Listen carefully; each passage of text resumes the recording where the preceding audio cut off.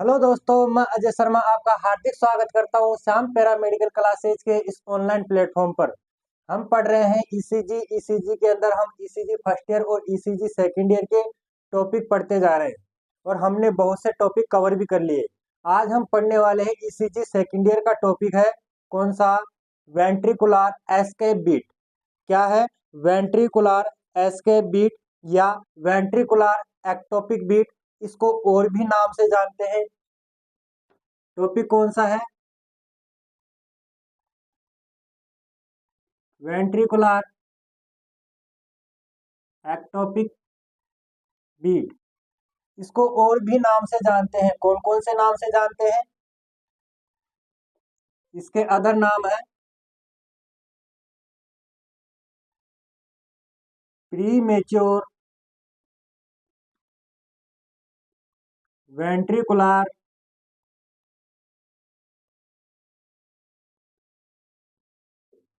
Contraction. क्या है?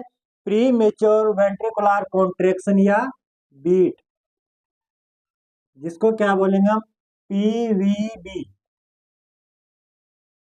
PVB. दूसरा है pre mature ventricular complex. Pre mature ventricular complex, इसको क्या लिख सकते हैं? पीवीसी। ठीक है ना? या वेंट्रिकुलर प्रीमेच्योर कॉम्प्लेक्स। ये सभी किसके नाम है? वेंट्रिकुलर एक्टोपिक बीट के नाम है। तो हम इस टॉपिक को डिटेल से पढ़ने वाले हैं, इसलिए बने रहिए हमारे इस वीडियो के साथ एंड तक।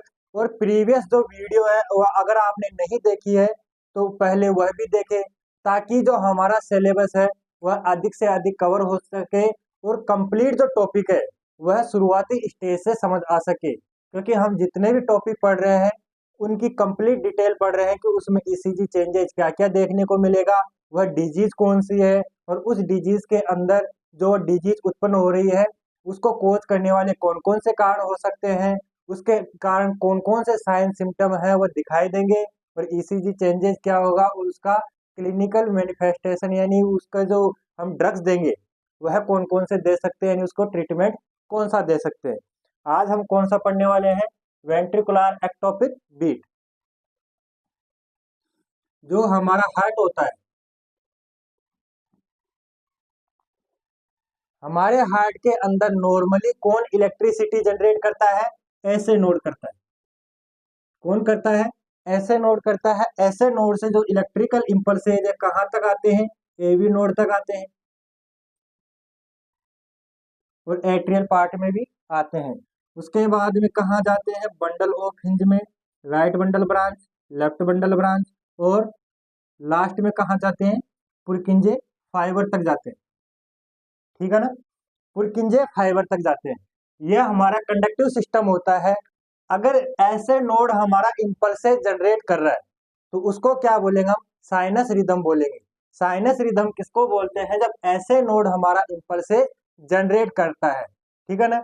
अब ऐसे नोड इम्पल्सेस जनरेट करता है तो जितनी एक्टिविटी हमको एट्रियल पार्ट में देखने को मिलेगी उतनी ही एक्टिविटी वेंट्रिकल पार्ट में देखने को मिलेगी। अर्थात जितने कॉन्ट्रैक्शन एट्रियल पार्ट में देखने को मिलेंगे उतने ही कॉन्ट्रैक्शन वेंट्रिकुलर पार्ट में देखने को मिलेंगे। क्योंकि ऐसे नोड इलेक्ट्रिसिटी जनरेट करेगा, ऐसे नोड इलेक्ट्रिसिटी जनरेट करते ही एट्रियल पार्ट में आएगी और एबी नोड के थ्रू वेंट्रिकल पार्ट में चले जाएगी, left bundle right bundle branch और पुरकिंजे फाइबर के थ्रू। और जिससे एक बार पहले एट्रियल पार्ट कॉन्ट्रैक्शन करता है, फिर बाद में कौन सा पार्ट करता है? वेंट्रिकुलर पार्ट कॉन्ट्रैक्शन करता है। अब जो हमारा टॉपिक है कौन सा? Ventricular ectopic beat. Ventricular ectopic beat दो तरीके से देखने को मिल सकती है। कैसे? या तो हमारा ऐसे नोड और एवी नोड कार्य करना बंद कर दे। ऐसे नोड या एवी नोड कार्य करना बंद कर देगा, उस स्थिति में क्या होगा कि वेंट्रिकल जो पार्ट है वहां तक हमारी इलेक्ट्रिसिटी पहुंच नहीं पाएगी। इलेक्ट्रिसिटी नहीं पहुंच पाएगी, इंपल्सेज नहीं पहुंच पाएंगे, जिसके कारण से वेंट्रिकल का कॉन्ट्रेक्शन क्या होगा? रुक जाएगा। उस स्थिति में क्या होगा कि जो वेंट्रिकल की मसल्स है वह चेंज हो जाएगी किसके अंदर? पेस मेकर सेल्स के अंदर। पेसमेकर सेल के अंदर। पेसमेकर सेल कौन सी होती है? जो ऐसे नोड है और एवी नोड है, इसको क्या बोलते हैं हम? पेसमेकर बोलते हैं। पेसमेकर क्यों बोलते हैं? क्योंकि ये इलेक्ट्रिसिटी को क्या करते हैं? जनरेट करते हैं, इंपल्सेस को क्या करते हैं? जनरेट करते हैं। अब जो वेंट्रिकल मसल्स की सेल्स है, वह किसमें चेंज हो गई? पेसमेकर सेल्स के अंदर। पेसमेकर सेल्स के अंदर चेंज हो गई, अर्थात ये भी क्या करेगी? इंपल्सेस जनरेट करेगी। अब इनके इंपल्सेस जनरेट करने से क्या होगा कि वेंट्रिकल पार्ट में, कौन से पार्ट में? वेंट्रिकल पार्ट में एक्स्ट्रा इंपल्सेस देखने को मिलेगा, एक्स्ट्रा इलेक्ट्रिसिटी देखने को मिलेगी। उसके कारण से क्या होगा कि जो वेंट्रिकल पार्ट है उसके अंदर एक्स्ट्रा एक्टिविटी भी देखने को मिलेगी, अर्थात उसके अंदर कॉन्ट्रैक्शन देखने को मिलेगा, उसके अंदर डीपोलराइजेशन देखने को मिलेगा। किसके कारण? जो पेसमेकर सेल का फॉर्मेशन हुआ है वेंट्रिकल पार्ट में, उसके कारण से। ठीक है ना? अब ये पेसमेकर सेल होती है, ये वेंट्रिकल पार्ट में होते हैं, तो इनको बोलते हैं वेंट्रिकुलर फोकाई। Ventricular foci. और जो वेंट्रिकुलर फोकाई है, इनके कारण से जो बीट उत्पन्न होती है उसको एस्केप बीट कहते हैं। वेंट्रिकल में एस्केप बीट किसी को कहेंगे? जो वेंट्रिकुलर फोकाई के कारण से जो बीट जनरेट हुई है, जो इलेक्ट्रिसिटी जनरेट हुई है, जिसके कारण से हमारा हार्ट कॉन्ट्रैक्शन कर रहा है, वेंट्रिकल पार्ट कॉन्ट्रैक्शन कर रहा है, उसको क्या बोलेंगे? एक्टोपिक बीट या एस्केप बीट बोलेंगे। ठीक है दोस्तों, इतना चीज समझ में है कि हमारा जो नॉर्मल कंडक्शन होता है वो कहां से कहां तक चलता है? ऐसे नोड से पुर्किंजे फाइबर तक चलता है। ऐसे नोड इलेक्ट्रिसिटी जनरेट करता है। इलेक्ट्रिसिटी कहां जाती है? एवी नोड के पास जाती है। एवी नोड से बंडल ब्रांच के through left bundle branch, right bundle branch और पुर्किंजे फाइबर तक जाती है। अगर हमारा साइनस रिदम चल रहा है, साइनस रिदम का मतलब ओनली ऐसे नोड इलेक्ट्रिसिटी जनरेट कर रहा है, तो उस स्थिति में ऐसे एट्रियल पार्ट की और वेंट्रिकुलर पार्ट की एक्टिविटी सेम देखने को मिलती है। सेम का मतलब है कि जितने इंपल्सेज एट्रियल पार्ट में आएंगे उतने ही वेंट्रिकुलर पार्ट में आएंगे, अर्थात जितने कॉन्ट्रैक्शन एट्रियल पार्ट करेगा उतने ही कॉन्ट्रैक्शन कौन करेगा? वेंट्रिकुलर पार्ट करेगा। परंतु अगर कोई प्रॉब्लम हो जाती है, या तो इलेक्ट्रिसिटी आती नहीं है या फिर इलेक्ट्रिसिटी आ रही है, उसके साथ भी क्या होगा? जो हमारी वेंट्रिकल की मसल्स है, वेंट्रिकल की मसल्स है, उसके अंदर से कुछ सेल का फॉर्मेशन हो जाता है, रिप्लेसमेंट हो जाता है। किसके अंदर? पेसमेकर सेल्स के अंदर। अब पेसमेकर सेल्स के अंदर इनका डेवलपमेंट हो गया, रिप्लेसमेंट हो गया, तो ये क्या करेगी? खुद से इंपल्सेस जनरेट करेगी। अब खुद से इंपल्सेस जनरेट करेगी, इसके कारण से एक्स्ट्रा बीट हमको देखने को मिलती है।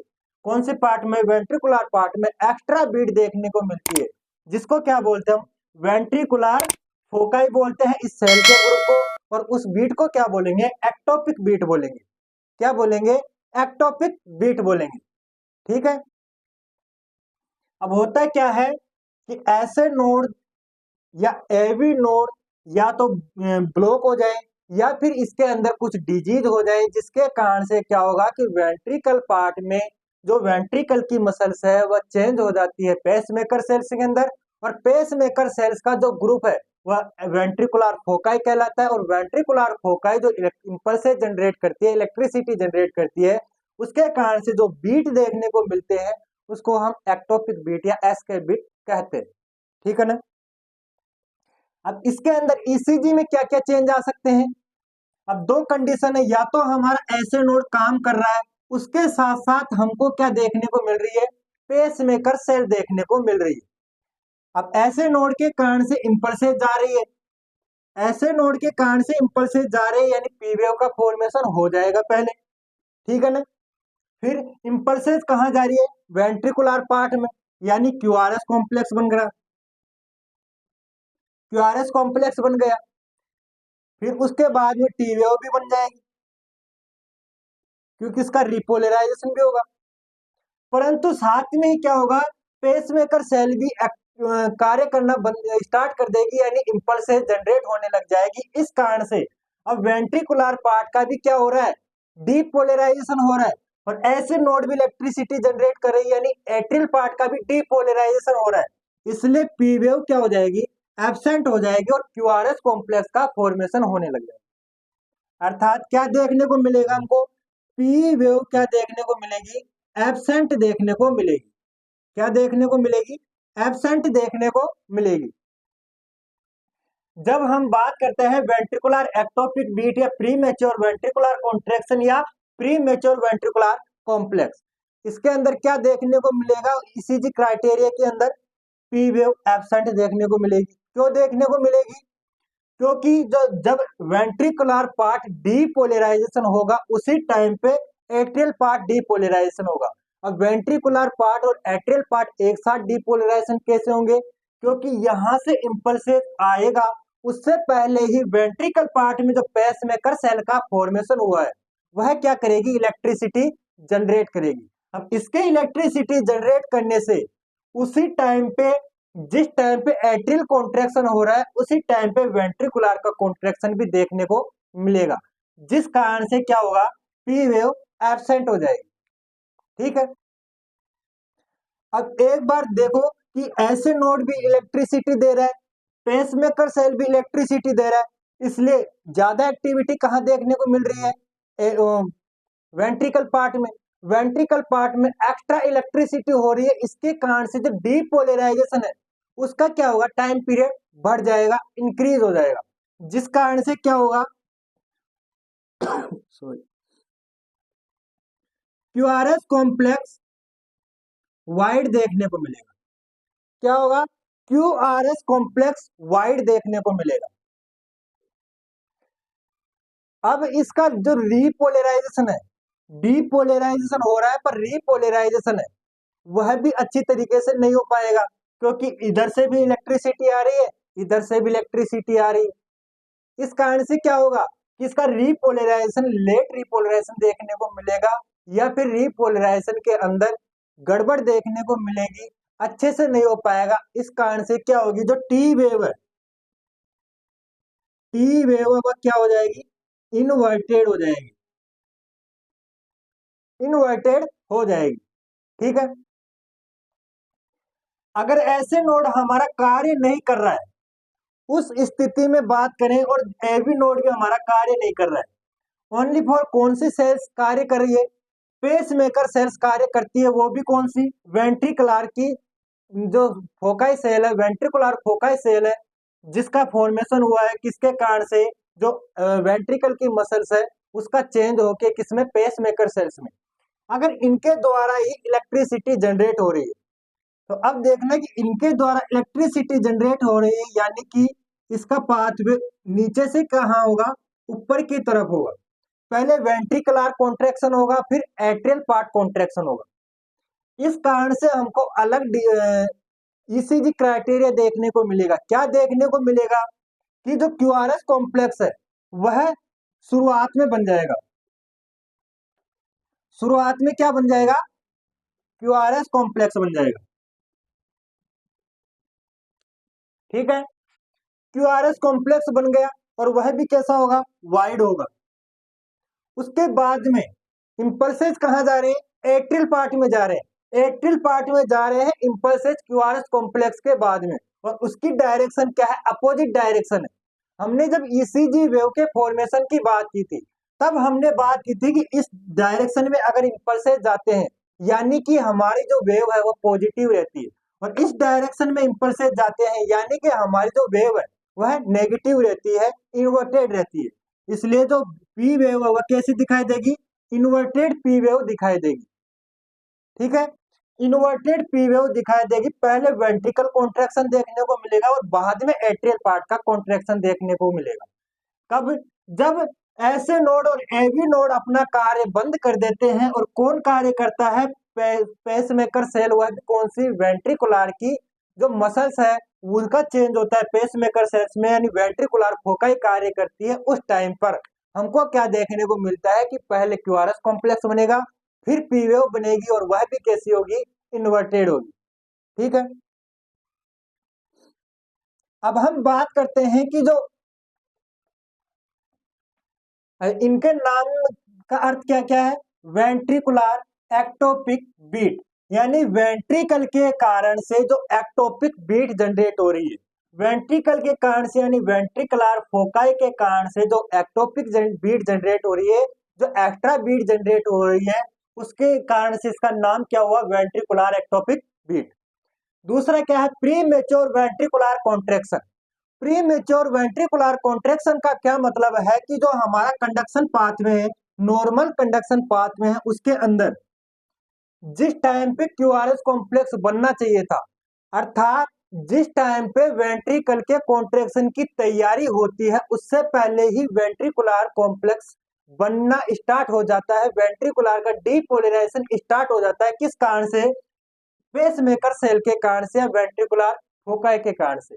इसलिए इसको क्या बोलते हैं, प्री मेच्योर वेंट्रिकुलर कॉन्ट्रेक्शन या बीट, या फिर प्री मेच्योर वेंट्रिकुलर कॉम्प्लेक्स। अर्थात जब वेंट्रिकुलर कॉम्प्लेक्स बनना चाहिए था, उससे पहले ही वेंट्रिकुलर कॉम्प्लेक्स का क्या हो जाता है, फॉर्मेशन हो जाता है। किसके कारण से, वेंट्रिकुलर फोकाई के कारण से। इसलिए क्या बोलते हैं हम इसको, प्री मेच्योर वेंट्रिकुलर कॉम्प्लेक्स बोलते हैं। ठीक है।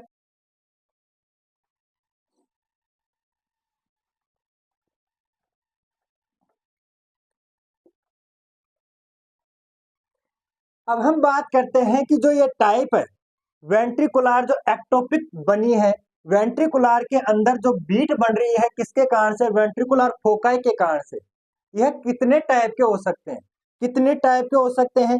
एक तो हो सकता है यूनिफोकल।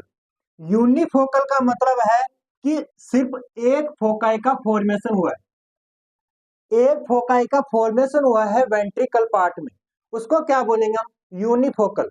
अब इसके अंदर जब ईसीजी देखेंगे, उसमें सभी लीड के अंदर जो रिदम होगी वो एक जैसी दिखाई देगी।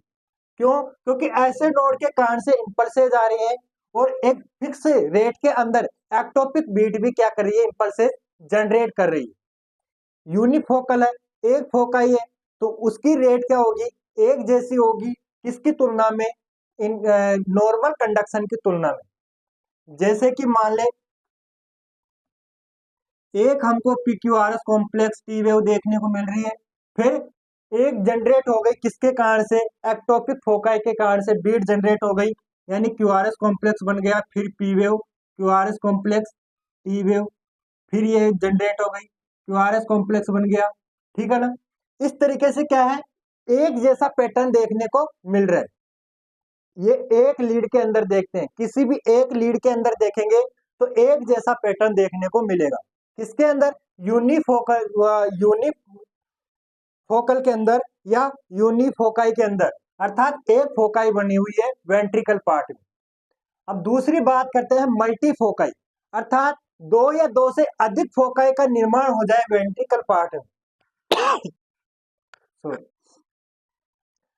दो या दो से अधिक फोकाई का निर्माण हो जाए वेंट्रिकल पार्ट में। अब इन सभी के कारण से अलग अलग इम्पल्सेज जनरेट होगी, सबका जो टाइम होगा वह भी अलग होगा, और इम्पल्सेज होगी वह भी अलग होगी। इस कारण से क्या होगा कि बार बार वेंट्रिकल के अंदर बीट देखने को मिलेगा, और इसका कोई सेम पैटर्न नहीं होगा। अर्थात एक ईसीजी की बात करें हम, एक लीड में ईसीजी जो ग्राफ निकलता है, उसमें एक लीड को रीड करें तो उसका जो पैटर्न होगा वह अलग अलग होगा, सेम नहीं होगा, एक जैसा पैटर्न देखने को नहीं मिलेगा। क्योंकि उसके अंदर क्या होगा, दो या दो से अधिक जो फोकाई है इलेक्ट्रिसिटी जनरेट कर रहे हैं, इम्पल्स जनरेट कर रहे हैं, जिसके कारण से जो उनकी रेट होगी वह भी अलग अलग होगी, यानी उसका पैटर्न अलग अलग निकल के आएगा। ठीक है। जो वेरिएबल देखने को मिलेगा हमको ईसीजी के अंदर।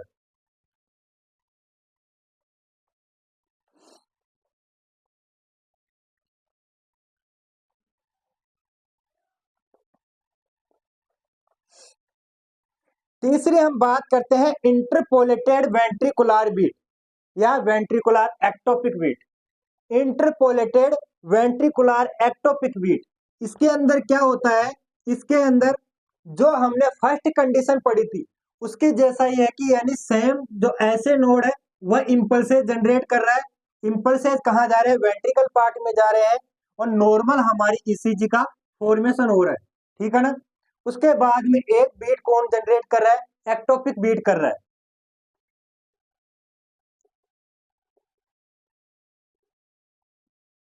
फिर कौन कर दिया, ऐसे नोड कर दिया। यानी हमको नॉर्मल ईसीजी वेव के बीच में क्या देखने को मिल रही है, वेंट्रिकुलर फोकाई के कारण से जो बीट जनरेट हो रही है वह देखने को मिल रही है। यानी दो नॉर्मल बीट के अंदर क्या देखने को मिल रही है, एक्टोपिक बीट देखने को मिल रही है, वेंट्रिकुलर की एक्टोपिक बीट देखने को मिल रही है। इसको हम क्या बोलेंगे, इंटरपोलेटेड वेंट्रिकुलर एक्टोपिक बीट। क्या बोलेंगे, इंटरपोलेटेड वेंट्रिकुलर एक्टोपिक बीट बोलेंगे। कब बोलेंगे, जब दो बीट के बीच में एक एक्टोपिक बीट देखने को मिलेगी, उस टाइम इसको बोलेंगे interpolated ventricular ectopic beat.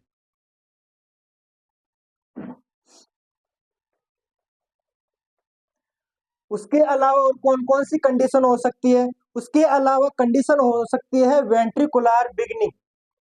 Ventricular beginning,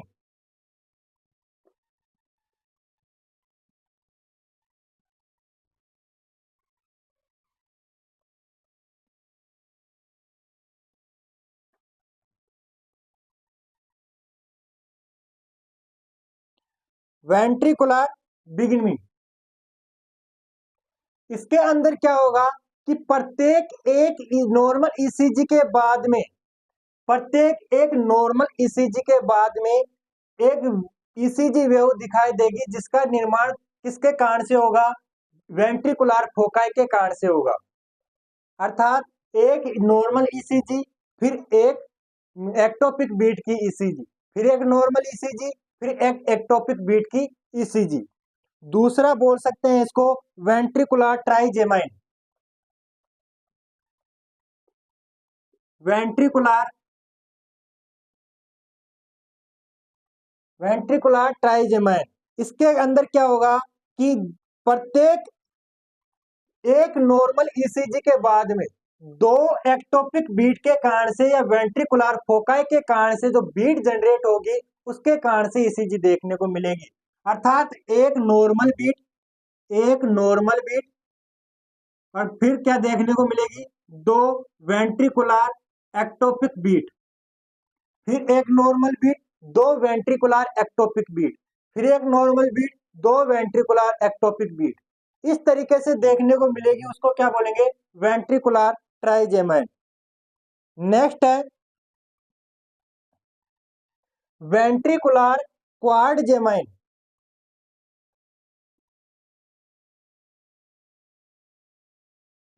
ventricular क्वाड्रजेमाइन, इसके अंदर क्या होगा कि एक normal beat,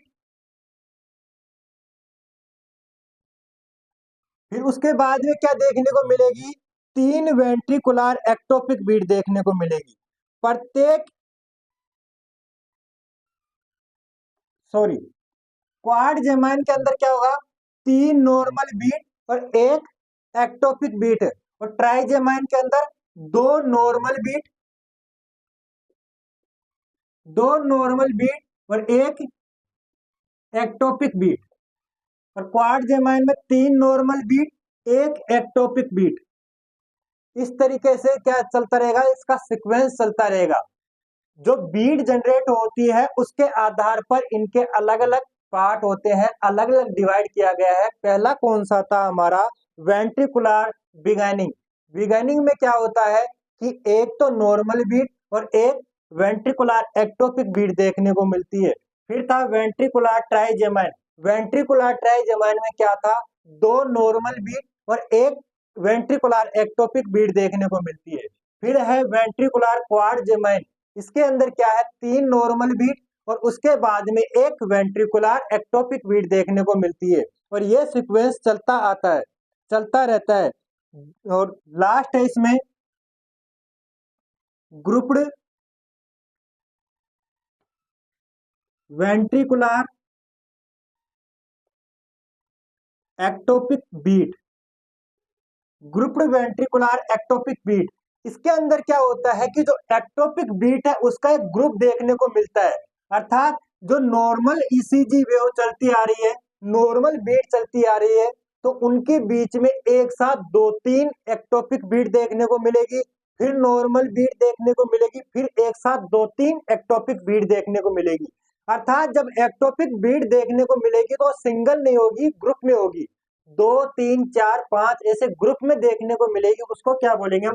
grouped ventricular ectopic beat.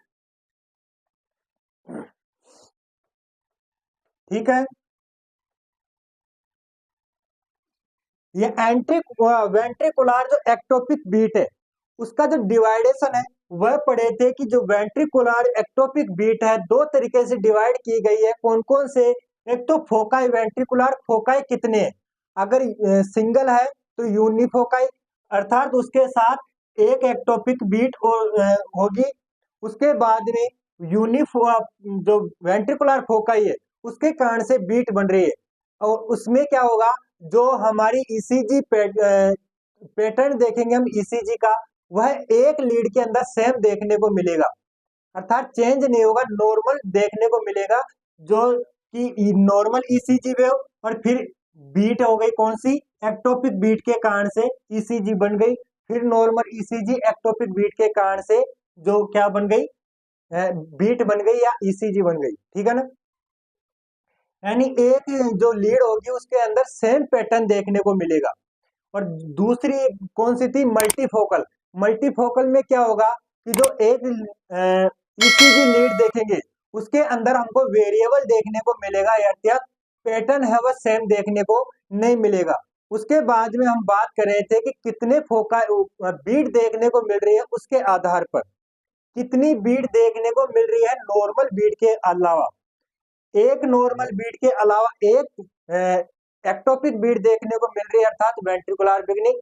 एक नॉर्मल और दो नॉर्मल बीट के बाद में एक नॉर्मल बीट एक्टोपिक बीट देखने को मिल रही है। दो नॉर्मल बीट, उसके बाद में एक एक्टोपिक बीट देखने को मिल रही है, अर्थात वेंट्रिकुलर ट्राइजेमाइन।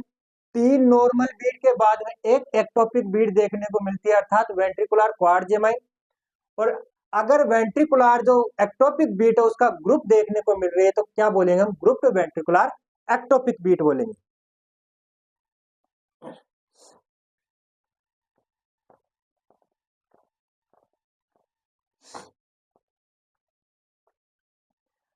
अब जो ये है कौन सा?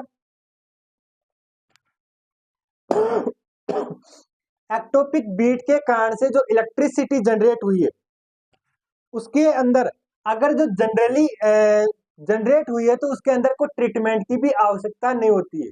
यह क्या होती है कि खुद से ही रिप्लेस हो जाती है। जैसे ही ऐसे नोड या एवी नोड कुछ कार्य करना बंद कर दिए उस टाइम पे एक्टोपिक बीट या एक्टोपिक फोकाई देखने को मिलेंगे, जिसके कारण से एक्टोपिक बीट जनरेट हुई है। जैसे ही कंडक्टिव सिस्टम कार्य करना स्टार्ट कर देगा तो एक्टोपिक फोकाई अपने आप से क्या हो जाएंगे? खत्म हो जाएंगे, अर्थात किसी भी ट्रीटमेंट की आवश्यकता नहीं होती है। तो अगर ऐसी कंडीशन देखने को मिलती है तो सबसे पहले क्या करते हैं हम? जो प्राइमरी कोज हुए हैं जिनके कारण से एक्टोपिक फोकाई जनरेट हुए हैं, बने हैं, तो उन प्राइमरी कोजेज को क्या करेंगे? हम ट्रीट करेंगे, उनका ट्रीटमेंट करेंगे। और इसके कारण से क्या देखने को मिलता है? वेंट्रिकुलर फिब्रिलेशन और वेंट्रिकुलर फ्लटर देखने को मिलता है, क्योंकि वेंट्रिकुलर की एक्टिविटी बहुत हाई हो जाती है। जो एक्टोपिक बीट बन रही है वेंट्रिकल के अंदर, इनके कारण से वेंट्रिकल की जो एक्टिविटी है वो बहुत हाई हो जाती है, इसलिए इसमें पी वेव एब्सेंट देखने को मिलती है। और जो ईसीजी है वह किस तरीके से देखने को मिलती है हमको? जो वेंट्रिकुलर फिब्रिलेशन और वेंट्रिकुलर फ्लटर के अंदर देखने को मिलती है, वैसी ईसीजी देखने को मिलती है। इसलिए हम क्या दे सकते हैं इसमें? बीटा ब्लॉकर दे सकते हैं, ताकि हम इसके हार्ट रेट को कंट्रोल कर सकें। अच्छा, जो फर्स्ट कोज हुए हैं वह कौन कौन से हो सकते हैं? फर्स्ट कोज यानी इसके कोजेज कौन कौन से हो सकते हैं जिसके कारण से एक्टोपिक बीट जनरेट हो रही है, वेंट्रिकल पार्ट के अंदर एक्टोपिक बीट जनरेट हो रही है। तो कौन कौन से हो सकते हैं? Acute myocardial infarction, acute myocardial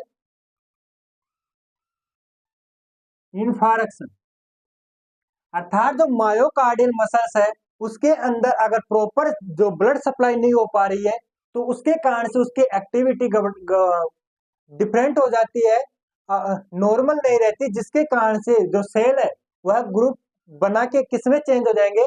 pace maker cell के अंदर चेंज हो जाएंगे।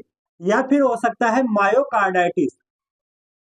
मायोकार्डाइटिस मायोकार्डाइटिस का मतलब है कि जो मायोकार्डियल मसल्स है उसके अंदर क्या देखने को मिलेगा, इन्फ्लामेशन देखने को मिलेगी, अर्थात एनलार्जमेंट देखने को मिलेगा। उसके अलावा हो सकती है कार्डियोमायोपैथी। कार्डियोमायोपैथी कार्डियोमायोपैथी में क्या होता है, कार्डियोमायोपैथी में जो मायोकार्डियल मसल्स है वह क्या हो जाती है, हार्ड हो जाती है। उसके अलावा वाल्वुलर एनलार्ज वाल्वुलर डिजीज, जो भी वाल्व है उनके अगर डिजीज देखने को मिल रही है तो उसके कारण से क्या होगी, ये हाइपरट्रोफी देखने को मिलेगी। और हाइपरट्रोफी के कारण से मायोकार्डाइटिस हो सकता है या कार्डियोमायोपैथी हो सकता है, जिसके कारण से क्या जनरेट होगा, एक्टोपिक बीट जनरेट होगी। Mitral valve prolapse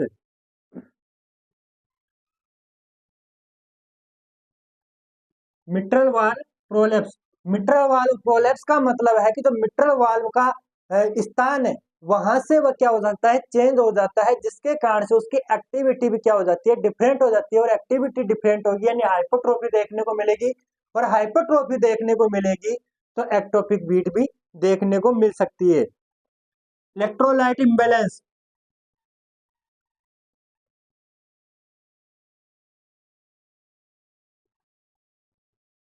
electrolyte imbalance electrolyte imbalance होंगे, जिसके कारण से हमारी जो इलेक्ट्रिसिटी है उसका क्या हो जाएगा, उसमें नॉर्मल देखने को नहीं मिलेगी, इलेक्ट्रिसिटी या इम्पल्स नॉर्मल देखने को नहीं मिलेगी। या फिर जो डीपोलराइज होता है उसकी दर क्या हो जाएगी, डिफरेंट हो जाएगी, जिसके कारण से एक्टोपिक बीट क्या हो सकती है, जनरेट हो सकती है। या ड्रग्स टॉक्सिसिटी, अगर किसी ड्रग्स के देने के कारण से टॉक्सिसिटी हुई है और वह भी कौन सी, कार्डियक ड्रग्स है, उनकी टॉक्सिसिटी हो सकती है।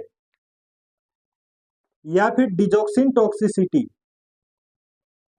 डिजोक्सिन जो ड्रग है उसकी क्या होगी, अधिकता ले रहे हैं, कोई पेशेंट है वो डिजोक्सिन जो है टॉक्सिन है, डिजोक्सिन जो ड्रग्स है उसको क्या ले रहे हैं, एक्सेसिव मात्रा में ले रहे हैं, जिसकी क्या हो गई, टॉक्सिसिटी हो गई। उसके कारण से भी क्या देखने को मिल सकती है, एक्टोपिक बीट देखने को मिल सकती है। ठीक है,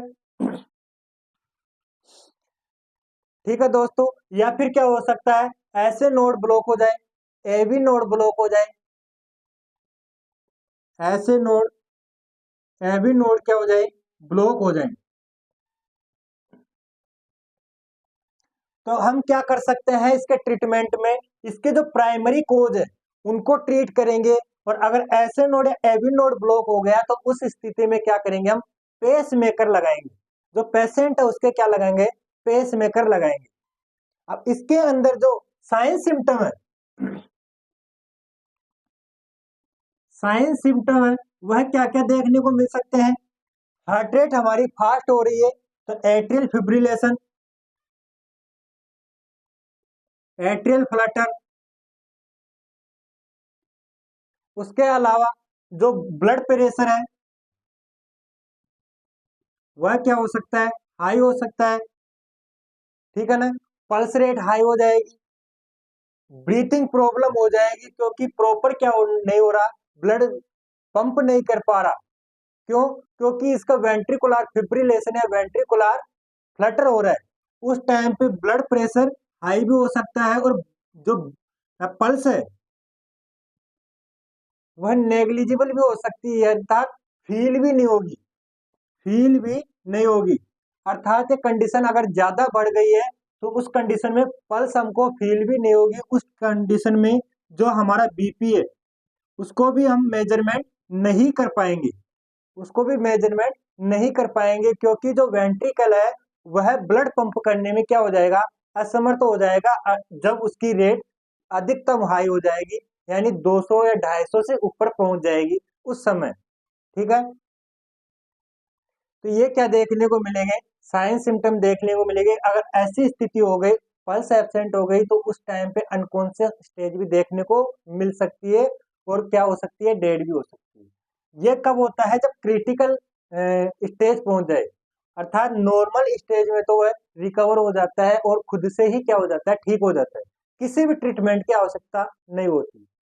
ठीक है दोस्तों, आज हम क्या पढ़े थे? आज हमने पढ़ा है वेंट्रिकुलर एक्टोपिक बीट।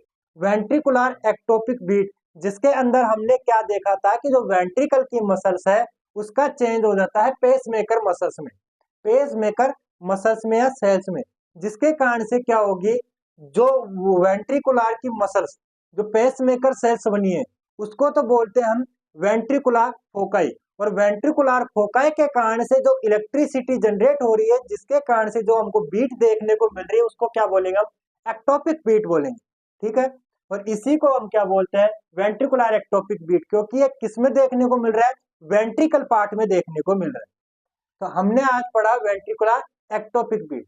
अगर आपको समझ में आया है तो लाइक करें वीडियो को, ज्यादा से ज्यादा दोस्तों के साथ शेयर करें, और अगर इसमें कोई भी प्रॉब्लम रही है आपको समझने में, या फिर कोई वर्ड समझ में नहीं आया, या फिर कुछ डिफरेंट है, तो उसका आप कमेंट करके जरूर बताएं, ताकि हम आपकी हेल्प कर सके। और जुड़े रहिए श्याम पैरामेडिकल क्लासेस के साथ, जो आपको प्रत्येक पैरामेडिकल की क्लासेस दे रही है बिल्कुल फ्री। ठीक है दोस्तों, धन्यवाद।